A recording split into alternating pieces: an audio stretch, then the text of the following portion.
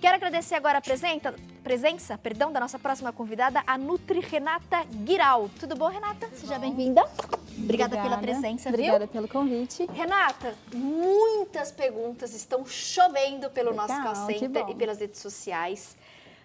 Antes da gente falar sobre os alimentos, o que é bom, o que não é tão bom para quem tem disfunção de tireoide, vamos explicar um pouquinho, né, o que é a tireoide? A tireoide é uma glândula que secreta alguns hormônios responsáveis por diversas funções no nosso organismo. A gente relaciona muito com engordar, né, a nossa principal preocupação, mas na verdade as disfunções da tireoide, elas prejudicam a nossa qualidade de vida, inclusive com outros sintomas que não só o engordar. Então a gente pode ter mais sonolência, mais cansaço, dificuldade para dormir, que seria o oposto até da sonolência, mas também pode ocorrer unha mais fraca, queda de cabelo. Então, são características, né, que a gente pode ficar de olho, que a gente pode investigar se a gente de fato tem alguma alteração na tireoide ou não, para além só do peso, que é o que todo mundo pensa tanto geralmente quando a gente associa com a questão, tá ganhando muito peso, deve estar com disfunção da tireoide. Isso. E na verdade a gente tem algumas disfunções que vão inclusive fazer o oposto, né? Vão favorecer perder muito peso. E aí a gente pensa, então essa é bacana, né? Resolve um problema. Mas na verdade ela também é muito grave. E a gente precisa manter a tireoide sempre regulada, nem funcionando demais, nem funcionando de menos. Isso a nossa saúde agradece bastante quando a gente cuida dela. Antes de citar e explicar o porquê cada um desses alimentos estão aqui hoje na nossa bancada, eu quero chamar a nossa primeira tela de apoio à entrevista para que você já tenha acesso a algumas informações importantes. Olhem só. Os alimentos que atrapalham o bom funcionamento da tireoide. Soja, grãos, sucos e leite. Então, não é só o grão de soja, tá? Tati, eu consumo leite de soja, suco de soja. Cuidado se você tem disfunção da tireoide. Brásicas, couve, couve-flor, brócolis, couve de bruxelas, nabo, rabanete, repolho. Corantes artificiais de alimentos industrializados. E tem vários, na verdade, quase que a maioria dos alimentos industrializados possui uma quantidade significativa de corantes. Para quem tem tireoide, é um veneno. Bisfenol A, que é uma substância contida em potes plásticos e que muito nutricionista e nutrólogo recomendam. A gente, inclusive, não aquece o potinho plástico no micro-ondas. Ou se não for um pote específico para o congelador, para o freezer, não use esse potinho. Por quê? Em contato, né, com essa temperatura muito alta ou muito baixa, então o quente, o frio, o plástico, a embalagem plástica, ela solta essa substância que é um veneno. Principalmente para quem tem tireoide. É um veneno para todo mundo, mas para quem tem tireoide é veneno certeiro. Isso. Na verdade, eu acho que o que a gente precisa lembrar é que o que a gente come, de onde o alimento vem, ele pode interferir em diversos mecanismos no nosso corpo. A gente pode prejudicar ou favorecer as funções de diversos órgãos e a tireoide é um muito sensível, principalmente à soja, aos corantes e ao bisfenol. Hoje até já se discute não só o bisfenol A, todos os outros tipos de bisfenol. Então a gente tem orientado muito a eliminar o plástico de um modo geral por conta disso. A gente tem hoje no comércio bastante plástico já isento do bisfenol A, mas não dos outros tipos de bisfenol. Então a gente se respalda por um lado, mas a gente ainda fica em dúvida por outro. Então por segurança, o ideal é o quê? Usar vidro.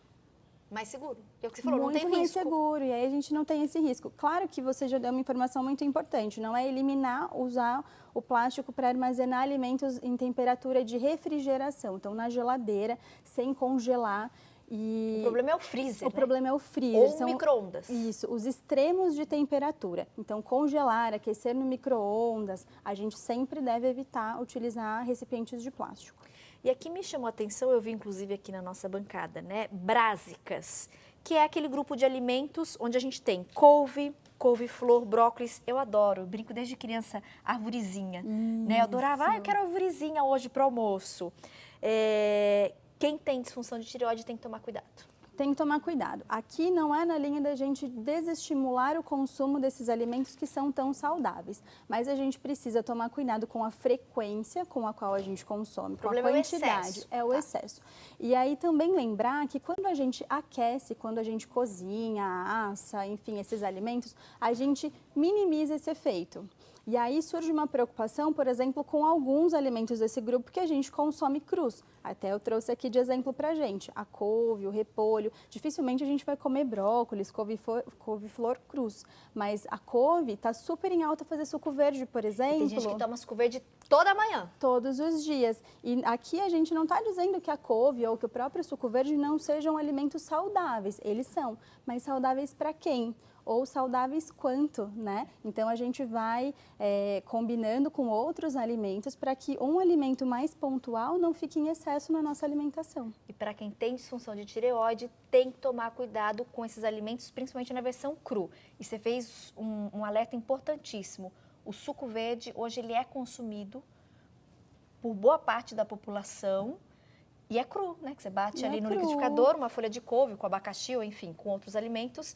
E quem consome diariamente tem tireoide, provavelmente está exagerando na quantidade, Isso, não pode. A ideia, né, é que o alimento ele seja um aliado da regulação. Então, aqui a gente não diz que a gente consegue tratar disfunções de tireoide com a alimentação, mas às vezes a gente acabou de descobrir que tem uma disfunção, está ali tentando descobrir a melhor dose do hormônio, né, da reposição, e a gente vê que a cada consulta a gente precisa mudar a dose, a gente não consegue chegar num eixo ali que ela fique estável. Às vezes a alimentação está atrapalhando essa estabilidade. Porque alguns alimentos podem piorar. Podem piorar. E aí, quando a gente pensa, por exemplo, nos corantes, que são um dos maiores interferentes dessa função, os corantes e a soja, né, e os derivados da soja, a gente se esquece que no industrializado, como você citou, quase tudo tem. A gente tem bolacha de água e sal no mercado hoje em dia com corante na composição, que é um alimento que a gente não imagina.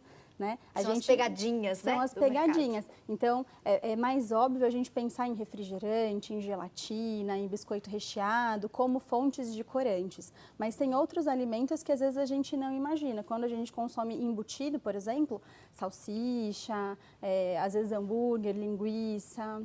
Tem corante. Peito de peru, que a gente avalia como um alimento saudável, pode ter corante. A gente precisa sempre ler o rótulo quando o nosso objetivo é evitar. Perfeito.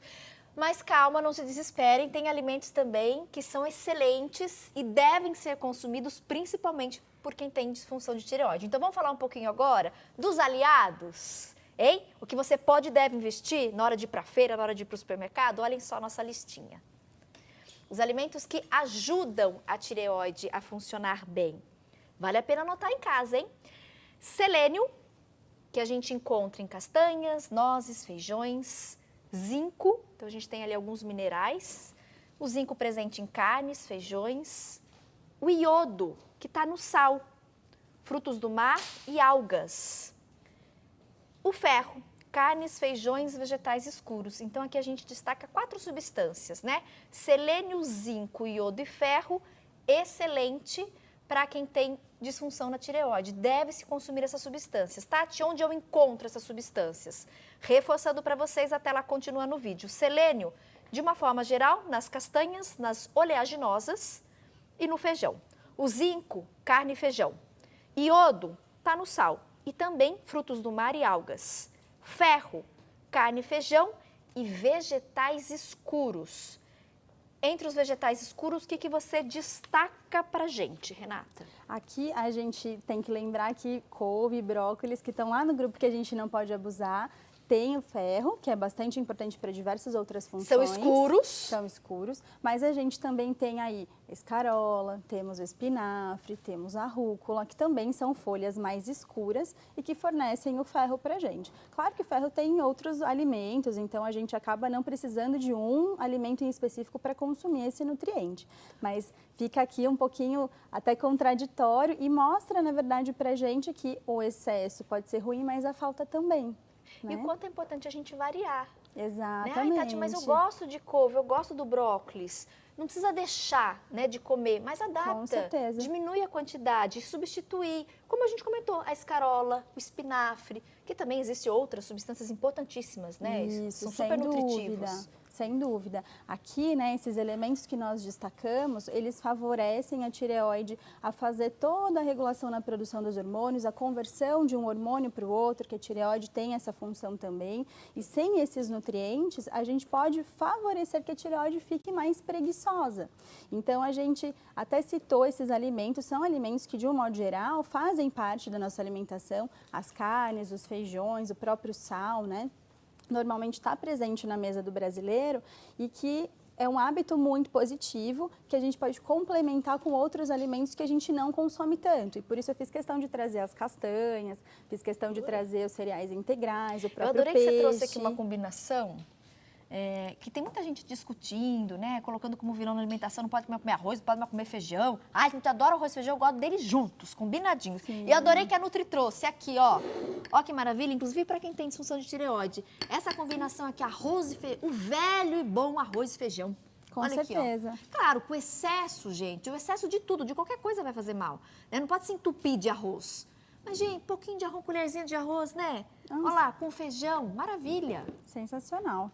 E a gente precisa, adorei que você trouxe, Nutri. A gente precisa lembrar que excluir um grupo de alimento é sempre perigoso. E né? só deve ser feito com orientação médica, porque às vezes a pessoa tem alguma restrição, é celíaco, não pode ao glúten, né, tem problema com a lactose. Mas assim, a gente tem que ter um acompanhamento. Às vezes, mas a gente vê muito acontecer a pessoa tirando por conta própria, né? E até interessante você citar, né, agora como vilões aqui o arroz e o feijão. Nossa, tem gente, coitadinho, massacrando. Não pode mais, né? E é interessante porque isso vem da ideia, né, da gente reduzir o consumo de carboidratos. Sim. Que é muito interessante em diversos momentos. Para saúde, para perda de peso. Para perda de peso e tudo mais. Mas feito de uma forma muito exagerada ou feita de uma forma muito rápida. O problema é o radicalismo, né? É o radicalismo. Ou quando a pessoa quer cortar de um dia para o outro. Não, a partir de amanhã eu já não vou comer mais. Isso. E quando Perigoso. a gente tem já uma disfunção de tireoide instalada e entra de repente numa low carb muito rigorosa, a gente tem piora nos sintomas. Então, a gente piora a qualidade de vida desse paciente. A gente pode fazer a restrição. Normalmente, quem vem de uma disfunção de tireoide está retendo mais líquido, aumentou um pouquinho o peso e a gente quer corrigir isso. E claro que diminuir o consumo de diversos alimentos vai favorecer essa perda de peso. Mas se a gente faz isso de uma forma inadequada, a gente pode piorar a qualidade de vida. Eu tiro o meu paciente de conseguir manter uma rotina boa de atividade física porque ele está sempre cansado, por exemplo. Não tem energia, né? Não tem energia. E a gente podia manter isso de forma mais organizada, mantendo arroz e feijão na alimentação, por exemplo. Um pouquinho. De repente tira do jantar, deixa só no almoço. Porque às vezes a pessoa costuma almoçar e jantar, né? De repente corta no jantar num primeiro momento. Depois começa a diminuir durante a semana, né? Um dia sim, um dia não. Isso, perfeito. Cuidado com o radicalismo, tá, gente? Ó, pergunta boa. Até com medicamento. Silviele, Tati, esquecer de tomar a medicação por um dia pode atrapalhar o desempenho da tireoide?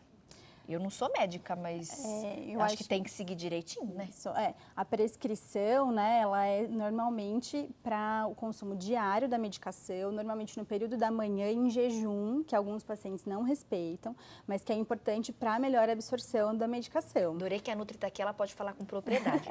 Como é que você falou? Tem que tomar todo dia, tem que tomar... Tem que tomar normalmente de manhã e em jejum para melhor absorção. Claro que sempre o médico que acompanha cada paciente é quem pode orientar melhor, mas normalmente a conduta é essa. A Aline perguntou, Tati, é possível a gente controlar a tireoide apenas com a alimentação? Troquei a dosagem do meu medicamento há 40 dias, mas não percebi nenhuma melhora ainda, ela completou. A ideia aqui é exatamente trazer a alimentação como um complemento para o tratamento medicamentoso, para quem já tem a disfunção instalada.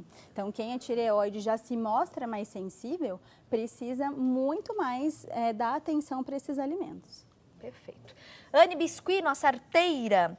Tati, estava muito ansiosa por esse assunto de hoje, amando a pauta. Descobri recentemente que tenho hipotiroidismo e já estou tratando com medicação. Queria saber se mesmo tomando a medicação tenho dificuldade para perder peso ou não. Também gostaria de saber por que isso acontece e nossa tireoide fica preguiçosa. Ela pode voltar a funcionar normalmente? Tenho 34 anos, de Açu, Rio Grande do Norte. Então, a Anne, com 34 anos, descobriu recentemente a tireoide. Ela perguntou essa questão do ganho de peso.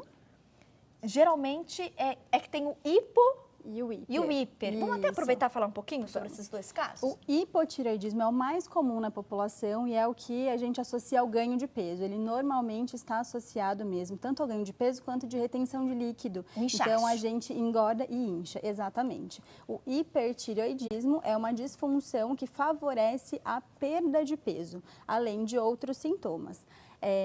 Que vão atrapalhar até mais a qualidade de vida, né? Então, as pessoas acabam ficando com problemas até de memória, de raciocínio, é bem mais raro de acontecer, mas também bem mais grave.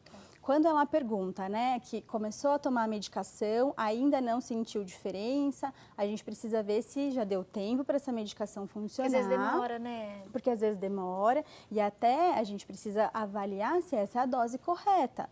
Porque é muito comum em alguns momentos, no início do tratamento, ou já estou tratando há um tempo, a gente precisar fazer mudanças muito frequentes na dosagem da medicação. Para o médico conseguir encontrar a dosagem certa. Exato. E isso a gente às vezes pode permanecer por anos numa dosagem estável e de repente a gente precisar modificar. Também acontece? Também acontece. A nossa tireoide ela é muito sensível, além da alimentação, ao sono, por exemplo, ao descanso, à prática ou não de atividades físicas, né? Então, eu brinco sempre que é o tripé da saúde, que é alimentação, atividade física e descanso, ele precisa estar muito bem regulado. Quando a gente dorme muito tarde, por exemplo, quando a gente começa a mexer no nosso ciclo circadiano, a gente pode favorecer que a tireoide não entenda muito bem o que está acontecendo e a gente começa a ter uma disfunção ali, mesmo ela estando estável há anos, com a mesma dose da medicação. E aí é claro que quando a dose não está adequada ainda não deu tempo do corpo responder a essa dosagem, é mais difícil sim perder peso. Uma vez essa dose ajustada, os níveis de hormônio dentro dos limites que a gente espera, não é para ocorrer o ganho de peso, a não ser que aí tenha o ganho de peso por outros fatores, por exemplo, sedentarismo, alimentação inadequada. Mas não por causa da tireoide. Mas não por causa da tireoide. E de repente essa preguiça, esse cansaço, o sono, regulando também nessa questão hormonal, cuidando da glândula, equilibrando, esses outros sintomas também tendem a melhorar. Exatamente. Perfeito. Aí a própria Ana perguntou, Tati, quando eu como pimenta, eu quase fico sem voz. Tem relação com hipotireoidismo? Olha, eu nunca ouvi falar, né? Então, eu acredito que não. Até para a gente pensar que a tireoide é uma glândula endócrina, né? Ela não responde imediatamente quando a gente consome algum alimento, né? Esse alimento precisa ser metabolizado para que, de fato, atinja o órgão. Fabiana Damasceno mandou perguntinha muito boa. Obrigada, Fabi, pela participação. Tati, tenho hipotiroidismo. Uso hormônio. Ouvi falar sobre a alcachofra. Ela pode ajudar a acelerar o metabolismo? A alcachofra, ela tem algumas propriedades funcionais muito interessantes, mas ela está no mesmo grupinho aqui da couve, do brócolis. Que então é alerta. É alerta. Para quando a gente pensa em tireoide, para quem tem alteração na tireoide, ela está no grupinho que a gente faz um alerta. É um alimento muito saudável, mas que a gente não vai consumir todos os dias. Tem que ser com muita moderação. Tem que ser com moderação. Excelente orientação. Obrigada, Fabi, mais uma vez pela participação, tá? A Vera está acompanhando, Tati, preciso muito saber, a minha está terrível, ela disse que está descontrolada, obrigada, viu? Ela diz, inclusive, que engasga muito. Questão do engasgo? Olha, talvez relacionado com aumento na glândula, mas a gente não pode nem trazer isso para hipo ou hipertireoidismo. Acho que talvez para alguma outra coisa que precisa ser investigada. Tem que passar por um médico, tá, meu amor? Lourdes... Tati, depois da menopausa, comecei a sentir muita diferença. Quando como pimenta, vinagre e alguns alimentos ácidos, fico tossindo muito. Isso pode ser um sintoma da tireoide?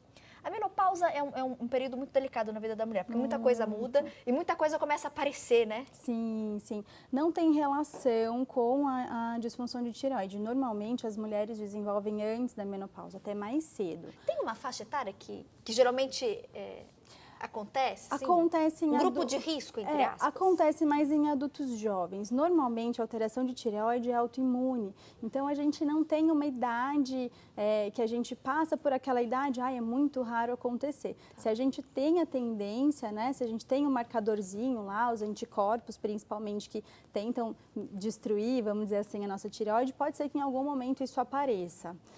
Não dá muito para a gente classificar. A gente precisa ficar de olho, principalmente as mulheres, ocorre um pouquinho mais nas mulheres e principalmente durante a gestação.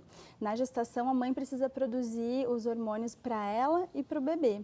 Então, às vezes, a gente tem alguma disfunção ali que pode, inclusive, ser passageira, mas durante a gestação é importante acompanhar a tireoide. Perfeito. E aquela comentou, né? Alimentos como pimenta, vinagre, alimentos ácidos, dá muita tosse nela.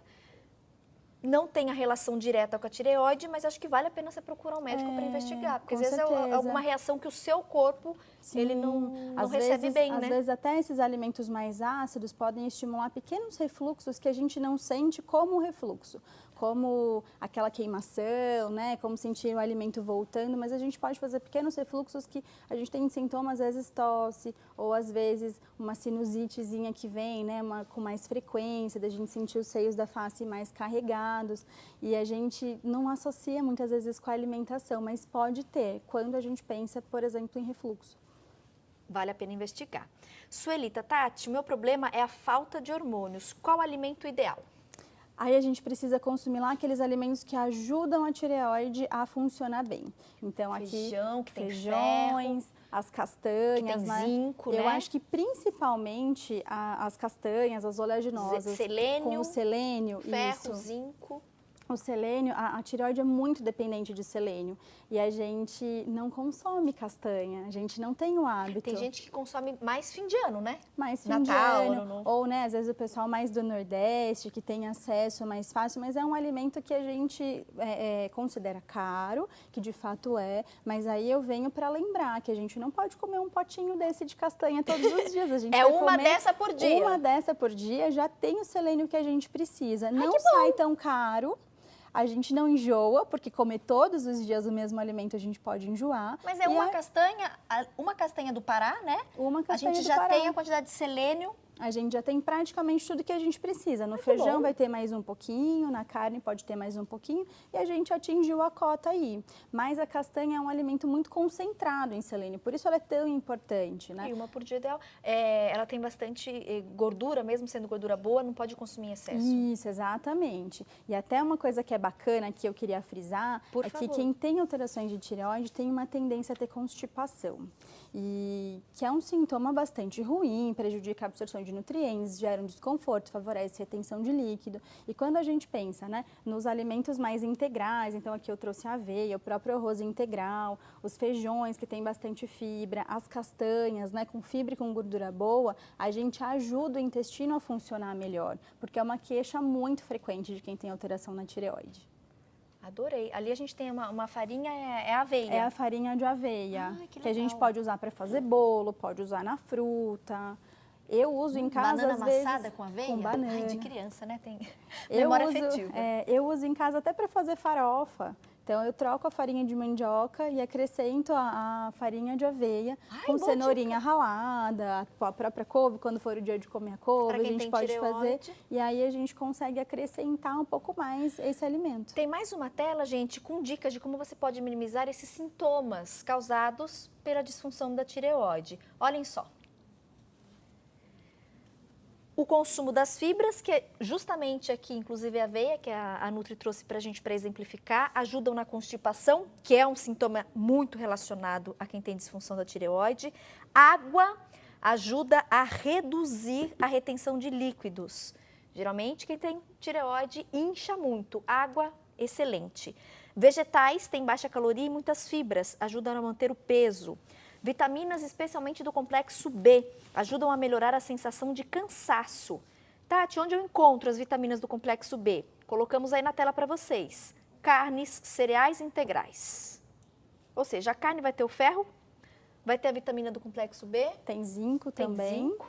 E é melhor a carne vermelha do que, por exemplo, o frango ou o peixe? Quando a gente pensa em ferro, a carne vermelha vai ser a campeã. Ela tem o melhor Ela lidera o aporte, ranking. ela lidera o ranking, não que as outras carnes não tenham. Eu fiz questão de trazer a carne vermelha, porque assim como a gente tem colocado o arroz como um grande vilão, a carne vermelha também. E ela pode fazer parte da alimentação em equilíbrio. A gente não vai comer só carne vermelha ou muita carne vermelha. E aí eu faço questão também de trazer o peixe, que é uma carne que a gente não come com tanta frequência, né? E é uma proteína muito rica, uma proteína magra. Então, quem busca perda de peso, e normalmente quem tem a disfunção da tireoide tem esse desejo, a gente pode de vez em quando trocar um pouquinho as carnes. Investe no peixe. Investe no peixe. Perguntinha da telespectadora que ligou, falou com o nosso call center de Campinas, Marlene. Tati, tenho 64 anos e tenho hipotiroidismo. E TSH 4.6. É normal? Uso medicamento. Sinto muita palpitação. Pode ser por causa da medicação? Olha, esse valor de TSH é um valor que está controlado.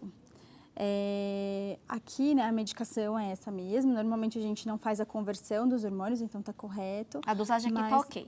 Mas a dosagem, né, do hormônio, como tá, com a dose que ela tá da medicação. A palpitação, às vezes, até pode ser de alguma outra medicação ou algum hábito, às vezes está sedentária, né? E aí sente palpitação quando vai fazer algum esforço. Mas a palpitação não está diretamente relacionada... Não necessariamente. Ao hipotiroidismo. Não de repente, eu acho que vale a pena você investigar, Marlene. Eu acho que sempre que a gente toma alguma medicação, a gente pode ter diversos efeitos colaterais, né? Se eu e você tomamos o mesmo remédio, dificilmente a gente vai reagir da mesma maneira. Então, a gente não pode descartar, mas eu acho que vale a pena investigar outras coisas também. Perfeito. Nutri, nosso tempo acabou, tá super apertado, mas tem uma última perguntinha, se você puder responder pra gente.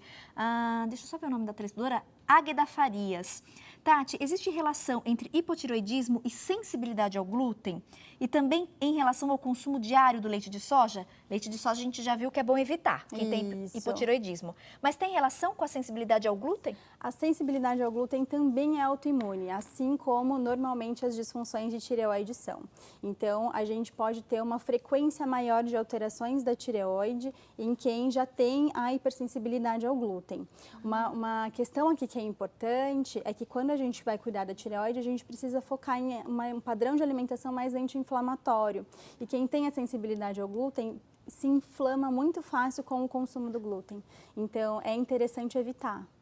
É bom evitar mesmo. É bom evitar e essa pode ter essa relação. Pode existir sim. Isso é bem explicado, excelente pergunta. Muito obrigada, amei recebê-la. Bom, obrigada. E acho que vale a pena a gente voltar a falar mais sobre isso, essa relação de algumas doenças e disfunções com os alimentos. Sem dúvida, temos várias aí. Tem muita aí. pegadinha, é legal a gente conhecer mais. Sem dúvida. Espero que tenha ficado à vontade. Sim. Adorei. Obrigada, igualmente. Volte sempre. Voltarei. Ó, vou fazer intervalo rápido, daqui a pouquinho tem artesanato pra gente fechar o programa. Até já.